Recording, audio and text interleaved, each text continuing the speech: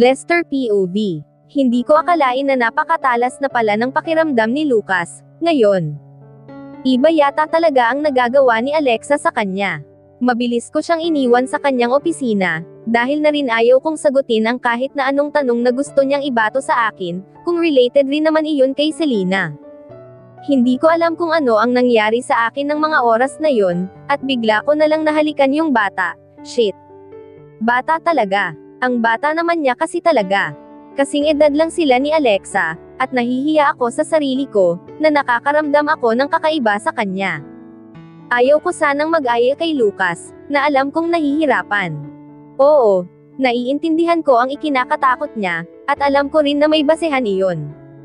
Alam ko na gusto niyang ipagsigawan sa mundo ang kung ano man meron sa kanilang dalawa, kagaya noong inakala ni Lucas, na legal na ang relasyon nilang dalawa ni Martina sa ama ng babae. Sobrang saya niya noon, at talagang sinikap niya na makatapos ng pag-aaral, para may maipagmalaki siya kay Martina. Naging motivation niya ang mataas na estado ng babae, lalo at ginagalang sa aming bayan noon ang tatay niya, at ang pamilya niya.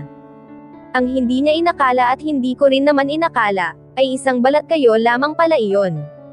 Sa simula't simula ay ayaw ko na kay Martina, para sa kanya dahil sa yaman ng pamilya nila. Nakakita na ako ng pag-iibigan na kagaya ng sa kanila, na hindi nagtagumpay, kaya naman panay ang babala ko noon sa aking kaibigan, ngunit hindi naman siya nakinig. Sinunod pa rin niya ang kanyang puso. Hinayaan ko na siya dahil nakikita ko naman talaga, kung gaano kaligaya si Lucas, sino ako para hadlangan iyon. Ngunit nang tarantaduhin siya ng ama ni Martina, kasabay ang pag-iwan din nito sa kanya, ay tuluyang sumire sa aking kaibigan, na naging dahilan upang mapunta kami sa kung ano kami ngayon. Tapos ay heto at pumapag-ibig na naman siya. Wala naman akong tutol, kita ko ang kainosentehan ni Alexa, at boto ako sa kanya. Ang ayaw ko lang ay ang nangyayari sa kanila, na hindi nila mailantad ang kanilang relasyon. Ngayong unti-unti naman ang ginagawa iyon ni Lucas, ay may nagbabadya naman na problema. Aus, bulalas ko nang pumasok ako sa aking silid, at pabagsak na humiga sa aking kama. May sarili akong bahay dito sa compound ng property ni Lucas, na malapit lang din naman sa tinutuluyan ni Miko. Konting lakad lang actually. Muling pumasok sa isipan ko ang mukha ni Selena, nang tangkain kong pumikit kasabay ang pagsalat sa aking mga lobby. Tapos ay parang movie screen na nagplay sa utak ko, ang eksena noong birthday ni Alexa, na ilang araw pa lang ang nakakaraan. Kung hindi ko patawagan si Miko, ay hindi ka pa maniniwala, sabi ko sa dalaga na nakasakay na ngayon sa passenger seat, matapos ko siyang sunduin sa eskwelahan niya. Syempre naman, alangan sasama agad ako sa'yo, usang-uso na yung mga kinikidnap ngayong panahon, sa tingin mo naman may magtatangkang kumuha sa'yo. Inis kong tanong sa kanya. Gusto ko siyang tingnan ngunit nagda-drive ako, mahirap na at baka ma-aksident pa kami. Hoy, excuse me no. Ang ganda kong ito, para sabihin ko sa'yo, na pila balde ang mga nanliligaw sa akin, kaya hindi malayong may kumuha na lang sa akin bigla. Ang mayabang niyang tugon. Hindi ko naman inaalis sa kanya ang pagiging maganda niya, kaya lang. Pila balde. Baka nakapila para buhusan ka ng balde-baldeng malamig na tubig, at nang magising ka sa katotohanan.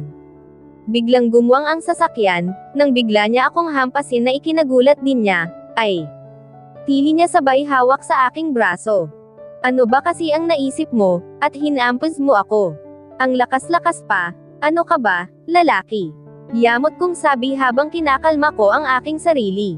Medyo nagulat din kasi ako at nataranta. Mabuti na lang at walang nakasunod or nasa unahan namin.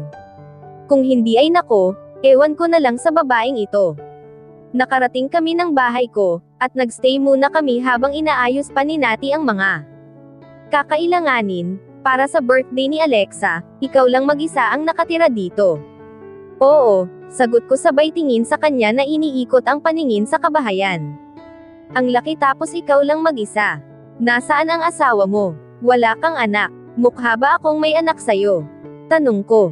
May palagay akong inaalam lang niya kung taken na ba ako o hindi, kagaya ng ibang mga babaeng nakikilala ko. Oo, at saka anak lang ba narinig mo sa tanong ko? Mukha ka ring may asawa. Napapikit ako sa sinabi niya dahil sa inis. Ang dal-dal-dal-dal na nga, wala pang magandang salitang lumalabas sa bunganga niya. Itong itsura kong ito mukhang may asawa at anak na. Wala namang espesyal sa itsura mo, kung makatanong ka akala mo naman mukha kang artista. Dahil hindi ko nagustuhan ang sinabi niya, at lumapit ako sa kanya sabay hawak sa magkabila niyang braso. Bigla siyang napatingin sa akin ng diretso, habang nakatingala siya ng bahagya dahil kahit papaano ay may height naman siya. Tingnan mo akong mabuti, sabi ko at inilapit ko pa ang mukha ko sa kanya. Mukha akong may asawa, at anak na. Napansin ko ang paglunok niya, at doon ko lang na-realize na sobrang lapit na pala ng mukha namin, kaya naman napalunok din ako. Bibitawan ko na sana siya, ngunit bigla siyang nagsalita. Oo, mukha kang may asawa at mga anak na. Amoy na amoy ko ang hininga niya, hindi iyon mabaho, pero hindi rin naman mabango. Pero medyo may amoy menthol, siguro ay may baon siyang toothbrush sa school, at ginamit niya iyon kaninang lunch. Pero ang mas nagpapagabag sa akin ay kanyang mga labi, na tila nang hahalina. Bigla kong natanong ang sarili ko, kung ano kayang lasa ng mga labi ng isang 18 or 19 years old. Mas tama siguro ay, kung ano kayang lasa ng mga labi niya.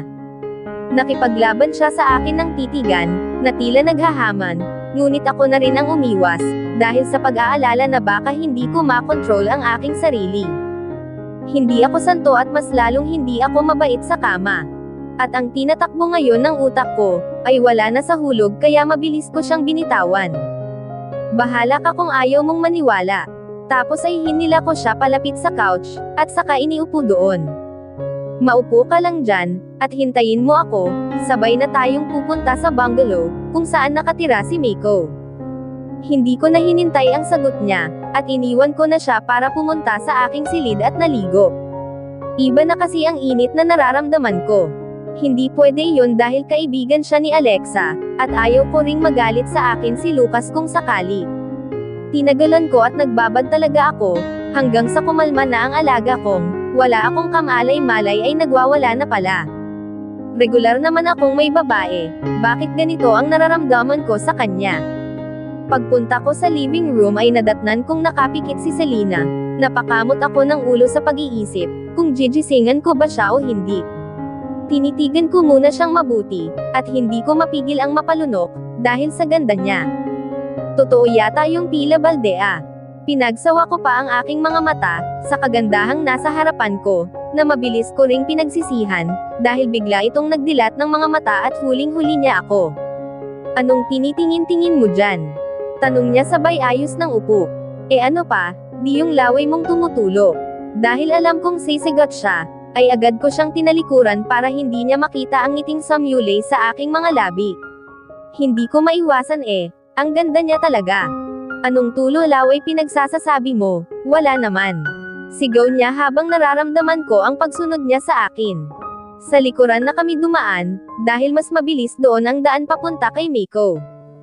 Ang laki naman ng lugar mo, sabi niya nang makalabas kami ng bahay ko, at magsimula ng maglakad.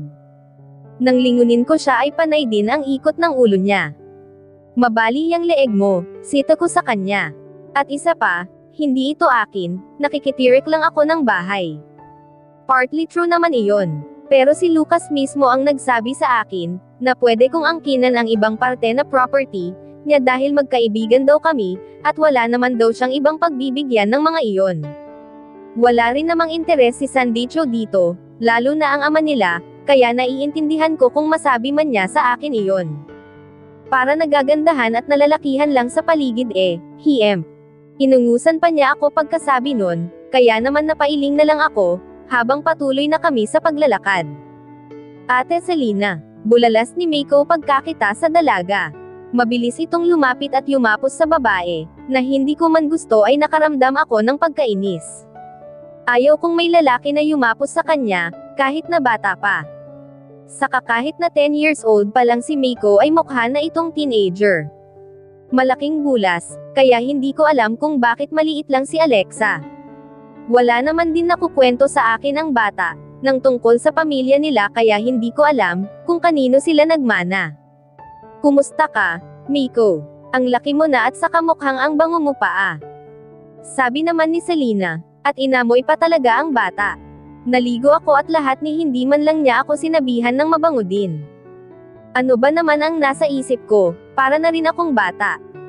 Naaalagaan na kasi ng maayos ni Kuya Lester, ang kakamaw-kamot ng ulo na tugon naman ng bata.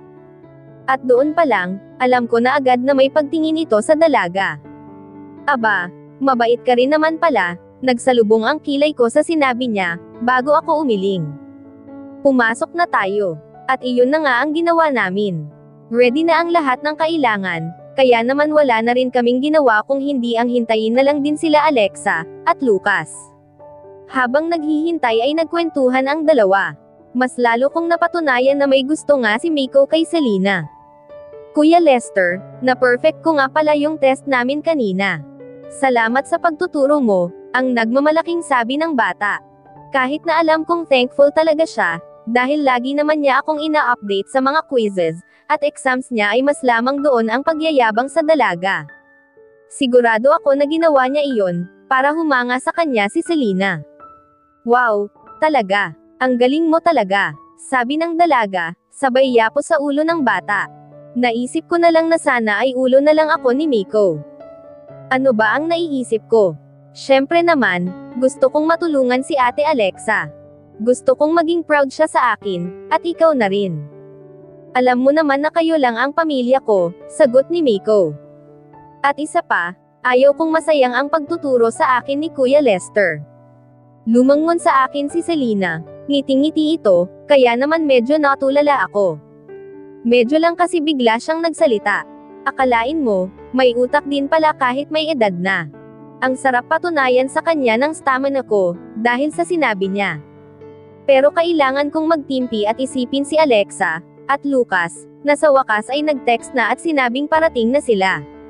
Mabilis ko silang pinakilos, dahil alam kong maya-mayang konti lang ay babukas na ang pintuan. At hindi nga nagtagal, ay narinig na namin ang ugong ng sasakyan, kaya mabilis na kaming nagtago. Kita ko ang saya sa mukha ni Alexa, sa surprise namin sa kanya, at alam kong pumuntos ng malaki si Lucas sa kanya dahil doon. Nagkakwentuhan na nga, at tinabihan ko na si Miko sa upuan, para hindi sila magkatabi ni Selena. Oo, inaamin ko, nagseselos ako.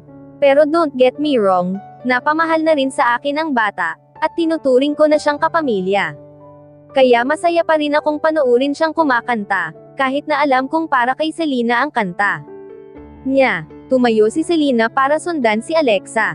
Alam kong mag-uusap ang dalawa, at nagkatinginan pa kami ni Lucas, na nanatili lang sa kaniang pagkakaupo, kaya naman ganun na lang din ang ginawa ko, habang nakikinig sa magandang boses ni Miko.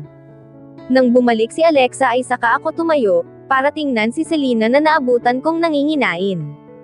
Gutom na gutom, tanong ko. Masarap kasi, sabi niya, habang sige ang pagmuya. Okay naman pala na ang buhay ng magkapatid dito, at least panatag na ako. Nag-aalala ka sa kanila. Syempre, kaibigan ko si Alexa, mabilis niyang sagot, saka naisip ko, okay na rin siguro na matanda na si Lucas, at least maaalagaan niya talaga ang kaibigan ko ng maayos. Matanda? Tanong ko. Oo. Bakit? May problema ka sa matanda? Wala, sinasabi ko lang. Pinupuri ko pa nga eh. Saka ikaw, sa pag-aalaga mo kay Miko, grabe tatay na tatay ang dating ha. Tinuturuan mo pa talaga sa lessons niya. Nakangiti siya, ngunit hindi ko gusto iyong tatay na sinabi niya. It makes me feel very old. Isa pang sabi ng may kaganayan sa edad, makikita mo ang hinahanap mo. Tumingin siya sa akin sabay ngumiti, anong masama kung matanda ang tingin ko sayo? Bakit bata ka pa ba? And that's it. Kung ang iba ay wala akong pakialam, pero sa kanya no way. Kinabig ko siya at kahit na nanlalaki ang kanyang mga mata ay hinalikan ko siya. Yung magaan lang dahil ayaw ko rin naman siyang biglain. Hindi siya nakagalaw, at naramdaman ko ang paggalaw ng kanyang mga labi, bilang tugon. Anong pakiramdam ng mahalikan ng matanda? Tanong ko sabay alis. Baka kasi kung ano pang kademoniyohan ang pumasok sa isip ko. Ang akala ko ay tapos na ang problema ko nang iwan ko siya sa kusina. Ang problema ay ako nga rin pala ang maghahatid sa kanya pauwi. Ayun, hindi ko malaman ang gagawin ko, habang nasa biyahe na kami. Kung anong ingay namin ng papunta, ay siya namang tahimik namin ng pauwi. Bago dumating sa lugar nila, ay may nadaanan kaming bakanteng lote, kaya naman hininto ko ang sasakyan sa gilid nun. Gabi na kaya wala na rin masyadong dumadaan. Bakit tayo tumigil? Tanong niya. Humarap ako sa kanya pagkatapos kong i-unbuckle ang aking seatbelt. Yung nangyari kanina, I'm sorry. Hahalik-halik ka tapos magsusorry ka. Halata ang iritasyon sa boses niya. Hindi ganon. Ano? Anong sorry ang sinasabi mo? Ang daldal mo kasi, nakalimutan ko na. Inis ko ring sabi. Sa totoo lang ay magsusorry talaga ako, kahit na nagustuhan ko iyon. Ayaw ko kasing isipin niya na manyok ako. Ang sama ng naging tingin niya sa akin, bago niya ako hinawakan sa magkabila kong pisngi, at saka nanulis ang kanyang nguso para halikan ako. Ready na sana ako, ang siste ay hindi nagpang-abot ang aming mga lobby, dahil hindi na siya makagalaw pa. Napangiti ako nang makita kong dahil sa seatbelt niya iyon. Tumingin din siya doon, at binitawan ang aking mukha, mukhang nakaramdam bigla ng hiya ang talakere at nanahimik. Alam kong gusto niya rin ang halik ko, kaya naman ako na ang gumawa ng paraan. Hinawakan ko siya sa mukha, bago ko inilapit ang aking mukha sa kanya, saka ko pinaglapat ang aming mga lobby. Tinugon niya ang aking halik na tumagal pa at uminit. Kung hindi ako nakapagtimpi ay malamang, na naangkin ko na siya sa sasakyan ko. Mabuti na lang, at naghari pa ang katinoan ng aking pag-isip, at ako na rin ang pumihil sa aming dalawa. Tahimik na naman kami nang pinaandar ko ang sasakyan, para maihatid na siya ng tuluyan. Hanggang sa makababa na siya ng sasakyan, ay wala ni isa man sa amin ang nagsalita. At ngayon, balik sa kasalukuyan, hindi ko alam kung ano ang gagawin ko. Kagaya ni Lucas ay, gusto ko ring magawa ni Selena, ang mga bagay na gusto niyang gawin. Gusto kong mag-enjoy siya sa kabataan niya, kaya siguro ay ako na lang iiwas. Magagawa ko naman iyon, dahil hindi kagaya ni Lucas at Alexa, magkalayo ang aming tirahan. Isa pa, nandyan ang damdamin ni Meiko para i-consider ko. Shit, hindi ko akalain na mapapaharap ako sa ganitong sitwasyon. Alexa POV. Hindi mapawi-pawi ang ngiti sa aking mga lobby, dahil sa naging birthday celebration ko. Unang beses iyon na nag-celebrate ako, matapos mamatay ng mga magulang ko. Kinalimutan ko na nga ang araw na ito, dahil nga para lang siyang normal na araw para sa akin noon, dahil nga sila Selena at Meiko lang din naman ang nakakaalala nun. Binabati man nila akong dalawa, ay nakasanayan ko pa rin na ituring lang na normal na araw ito. Pero iba na ngayon, simpleng kainan at kami-kami lang, pero napaka-espesyal para sa akin. Iyon ay dahil sa effort na ginawa nila, lalo na ni Lucas. Lalo tuloy nahulog ang loob ko sa kanya. Kapag magkasama kami, ay gusto kong lagi kaming magkatabi, lalo na kung nasa bahay siya. Ilang buwan na rin kaming nagsasama ni Lucas, at masasabi ko na sobrang palagay na ako sa kanya. Noong una lang ako natakot, dahil talagang nakakatakot naman talaga siya, lalo na sa paraan ng unang pagkikita namin. Pero ngayon ay sobrang palagay na ang kalooban ko, at nasanay na rin ako sa mood ni Lucas. Napag-alaman kong seloso at possessive, at sinabi niya rin naman sa akin iyon. Kaya nga kailangan kong umiwas sa mga lalaki. Okay lang sa akin iyon, dahil ganun din naman ako sa kanya, ang gusto ko ay ako lang ang babae sa buhay ni Lucas. Kakatapos lang ng online class ko, at kaka-off ko lang ng aking laptop, nang biglang lumitaw si Lucas. Hi, baby, tapos ka na. Ngumiti ako sa kanya at tumango, habang lumalapit siya sa akin, at naupo sa bakanteng upuan sa tabi ko. Hinarap niya ako at kinuha ang aking dalawang kamay, bago iyon dinala sa kanyang mga lobby sa kahinalikan. Saan ka galing? Tanong ko bago ako tumayo sa kinauupuan ko, at lumipat sa kanyang kandanggan. Sa baba lang, na-miss mo na ako agad. Tanong ni Lucas, habang hinahawi ang ilang hibla ng buhok ko, na kumawala mula sa pagkaka-ponytail ko, at pumupunta sa aking mukha, dahil sa hangin. Isa itong bagay na gustong-gusto ko sa balcony na ito, kaya naman pinili kong dito mag-aral. Sus, nagtanong lang na miss agad. Kumunot ang kanyang noo sa sinabi ko. Joke lang, syempre na miss kita. Lumapad ang kanyang ngiti dahil sa sinabi ko, At saka ako hinalikan sa aking mga lobby, na akin din namang tinugon ng buong alab, hanggang sa naging mapusok na iyon. Pwede ba kami magkita ni Selena sa Sabado? Tanong ko habang hinahabol pa namin ang aming hininga, matapos kaming tumigil sa paghahalikan. Napangiti si Lucas at ganun din naman ako. Alam mo naman na papayag ako. Gusto ko lang magpaalam sa'yo syempre, at ayaw kong mag-alala ka at magalit sa akin. I will never get mad at you, baby. As long as, alam kong akin ka lang. Napangiti ako sa sinabi niya, at pinangako ko sa sarili ko na sa kanya nga lang ako, kahit na anong mangyari. Hulog na ang loob ko sa kanya, at may palagay akong hindi ko na rin siya makakayang iwan. Tumayo siya na buhat-buhat pa rin, at saka pumasok sa aming silid. Let me eat you first, bago tayo mag-lunch. Nanlaki ang mga mata ko sa sinabi ni Lucas, at mabilis lang ay naramdaman ko na ang malambot na kama sa aking likuran. Nagmamadali niya akong hinuberan, at saka hinalikan ulit ng samahan na niya ako sa kama. Ako naman ay nanabik din sa kanya, kaya mabilis na pumulupot ang aking mga kamay sa kanyang leeg, at tinugon ang kanyang halik. At tuluyan ni Lucas akong inangkin. I love you, baby. Nagulat ako sa sinabi niya, pero parang bigla akong napunta sa alapaap. Dinaig pa ang pakiramdam ng 1,000,000 beses na labasan ng dahil sa kanya. Hinalikan niya ako, at dahil sa pagkagulat sa sinabi niya ay medyo tulala pa rin ako. Kahit hindi mo ako mahal, respond to my kisses whenever I kiss you, sabi ni Lucas, nang bigla siyang tumigil sa paghalik. Tiningnan ko siya at sinapo ko na rin ang kanyang mukha. I love you, too, Lucas. Hindi ko na kailangan magpakipot pa. Mas maigi na rin na nagkakaintindihan kami, para hindi na rin siya mag-isip ng kung ano-ano. Simula sa araw na ito ay mukhang langit na sa piling niya ang magiging pakiramdam ko. Langit, nasa langit ako. Hindi ko akalain na mararanasan ko ang ganitong uri ng kaligayahan. Malinaw na sa akin ang lahat, at sobrang saya ko. Mahal ako ni Lucas at mahal ko rin siya. Alam ko na rin na hindi na sila ni Martina, matagal na. Kaya naman kahit na ano pang gawin ng matandang spoiled na yon, ay wala ng epekto sa akin. Ipaglalaban ko ang relasyon namin, kahit na anong mangyari at pang 17 days na namin.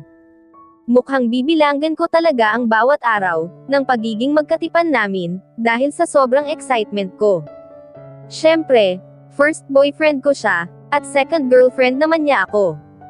Okay nang si Martina ang first, dahil sisiguraduhin kong ako na rin ang last ni Lucas, at nag-iisang babaeng pinagpapasa sa kanya. Sabado at dahil wala akong online class, heto at magkasama kami ni Selena. Kagaya noong una ay hinatid lang din ako, ng isa sa mga tauhan ni Lucas. Masayang masaya ka girl. Puna ni Selena nang ngiti-ngiti rin sa akin. Masama ba? Tanong ko naman at alam ko, parang mahahati ang aking mukha, dahil sigurado akong abot tenga iyon. Bakit? Confirmed na ba ang marriage nyo? Tanong niya sa akin. Bigla akong natigilan dahil hindi ko na alam ang nangyari, after kong mag-fill out. Tanungin ko kaya, nakakahiya naman, huwag na lang. Ano ka ba? Bakit pa ako pinapirma ni Lester, kung hindi lang iyon para doon? At saka, nakakabasa naman ako, kaya alam ko kung ano yung pinirmahan ko. Syempre, mabuti na rin yung sigurado. Mahirap nang maaga pa ng ibang babae ang asawa mo, na alam mong ubod ng gwapo, at shit, bes, lalaking lalaki ang dating, kinikilig na sabi pa niya. Kasal man kami or hindi, ay sure na ako ngayon na mahal niya ako. Parang ang yabang pa ng pagkakasabi ko, at kitang-kita ko ang pagbilog ng kanyang mga mata. Sureness. Tumango ako sa kanya, at nagulat na lang ako nang bigla siyang tumili. Ay, ang bruha at in love din. Hoy, tumahimik ka nga dyan. Pinagtitinginan na tayo ng mga tao oh. Awat ko sa kanya, kaya mabilis siyang tumingin sa aming paligid. Sorry naman, hindi ko lang mapigilan eh. I'm really happy for you, bes. Sana ay kayong-kayo na talaga sa huli, at maging masaya ka na ng tuluyan. Masayang masaya na talaga ako sa ngayon, at wala na rin akong mahihiling pa. Ano pang hinihintay natin? This calls for a celebration. Ang masaya niyang sabi, na ikinagulat ko. Kakain lang namin ng lunch, at dapat ay mag-iikot-ikot lang kami para mag-window shopping. Ano naman kaya ang binabalak ng babaeng ito? Wait lang, ano ka ba? Natatawang kong sabi sa kanya, dahil halos hilahin na niya ako sa paglalakad. Wala nang wait kasi. Mag-ikot na tayo dahil mamayang gabi, ay magse-celebrate na tayo. Kagaya ng sinabi niya ay nag-ikot-ikot na nga kami. Kagaya ng dati, window shopping lang. Tinakam lang namin ang aming mga mata sa kakatingin. May pera naman ako na galing kay Lucas, kaya lang ay alam kong hindi rin naman papayag ang kaibigan ko ng ganon.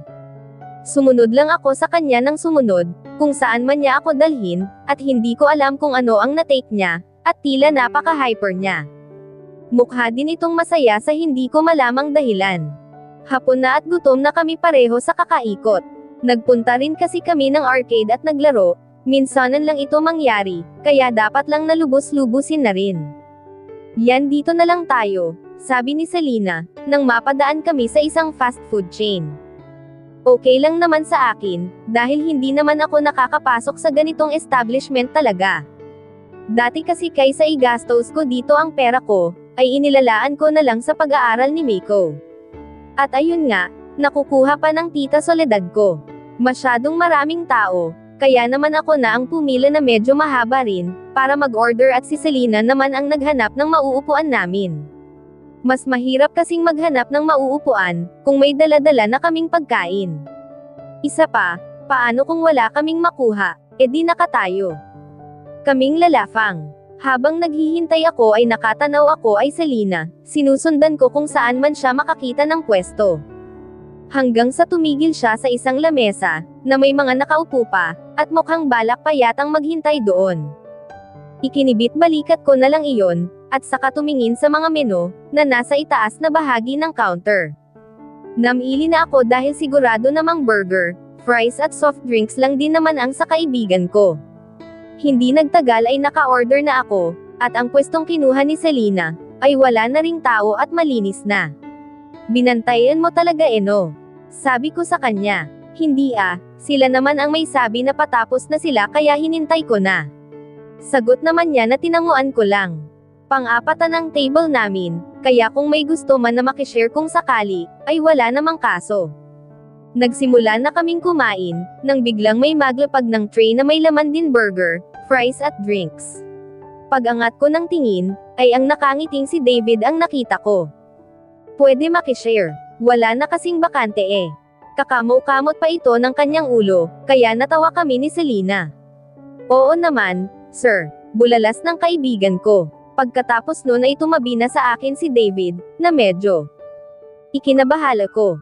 Hindi sa kung ano paman, pero baka lang kasi makarating kay Lucas, kung ano pang isipin niya. Relax ka lang Alexa, wala naman akong gagawing masama. Nagulat ako sa sinabi na iyon ni David, at nakaramdam ako ng hiya, dahil siya nga ang nagligtas sa akin, noong nakaraan lang na gala namin ni Selena. Hindi relax naman ako. Nakakapagtaka lang dahil nandito ka at naka-civilian. Wala kang pasok. Tugon ko na sinikap kong maging natural. Oo. Alam mo na, kailangan din naman naming mga pulis ang pahinga. Sir David, kumusta ka po? Tanong ni Selena. Makasir ka naman, David na lang. Pulis ka kaya dapat igalang. Si Alexa nga David lang tawag sa akin Tumingin sa akin si Selena, at tumango naman ako sa kanya, na may halong ngiti. Hay salamat, David. Nakaka-tense kasi kapag alam mo yun, pulis ka kasi Ngumiti din si David sa kanya bago sumagot. Huwag kayong mailang, at kaming mga pulis ay nandito, para maisguro ang kaligtasan ng lahat.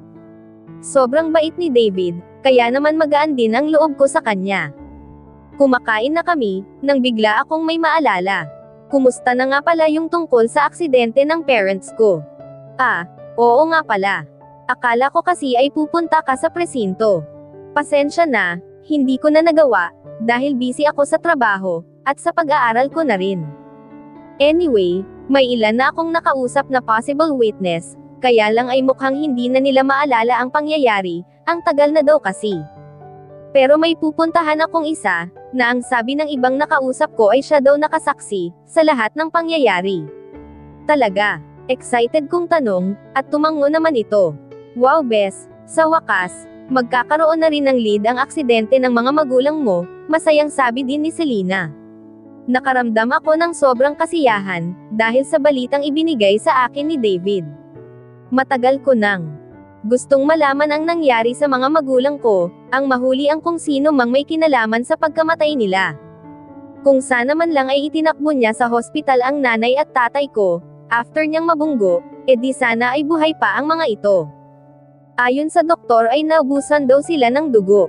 Hindi rin nakarespond agad ang rescue, dahil hindi daw na-i-report agad ang aksidente, ayon na rin sa tita Soledad ko. Ngayon, pakiramdam ko ay pabor sa akin ang lahat. Masaya ako sa piling ni Lucas, nakakapagtrabaho ako, nakakapag-aral kami ni Miko, at higit sa lahat, may chance ng magkaroon ng katarungan ang pagkamatay ng mga magulang ko. At dito na po nagtatapos, ang 12 kabanata ng ating kwento. At sanay muli niyo po akong samahan sa mga susunod pang kabanata. Maraming salamat po, ingat po tayong lahat.